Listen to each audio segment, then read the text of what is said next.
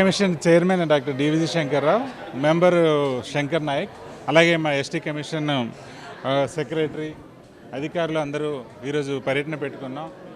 ఈ వరద ప్రాంతాల్లో మునిగిపోయిన ఈ కుటుంబాలని చూసి ఒక అసెస్మెంట్ తీసుకుందామని వచ్చాం. ముఖ్యంగా ఈ వరదలో ఏమైనా షెడ్యూల్ సంబంధించిన వ్యక్తులు ఎవరెవరు ఉన్నారు, ఎన్ని కుటుంబాలు ఉన్నాయి, వాళ్ళకున్న ప్రత్యేకమైన బాధలు మందిలు కనుక్కొని వాటిని ప్రభుత్వం దృష్టికి తీసుకురావడం ఈ ఉద్దేశం.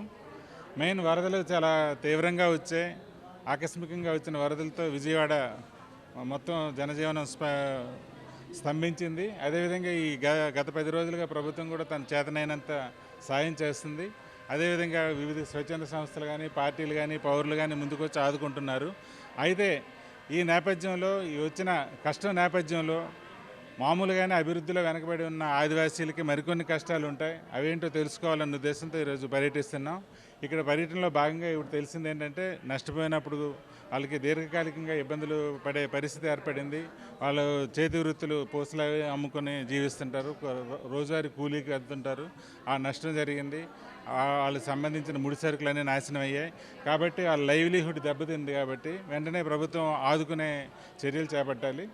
ఈరోజు ఈ వరద వల్ల వచ్చిన నష్టంతో ఆ నష్టాన్ని ఎన్యూమరేట్ చేశారు. ప్రతి వాళ్ళకి ఆ ప్యాకేజ్ అందుతుందని ప్రభుత్వం చెప్తుంది. చాలా మేము దానికి మా ధన్యవాదాలు కమిషన్ తరఫున తెలియజేస్తున్నాం. అదే సందర్భంలో ఎప్పటి నుండి ఇక్కడ ఉన్న పెద్ద సమస్యలు కూడా ఉన్నాయి. ఏంటంటే చాలామందికి ఆధార్ కార్డులు లేవు. 52 కుటుంబాలు ఈ లొకాలిటీలో ఉన్నాయని తెలిస్తే సగం మందికి ఆధార్ కార్డులు లేవు, రేషన్ కార్డులు లేవు.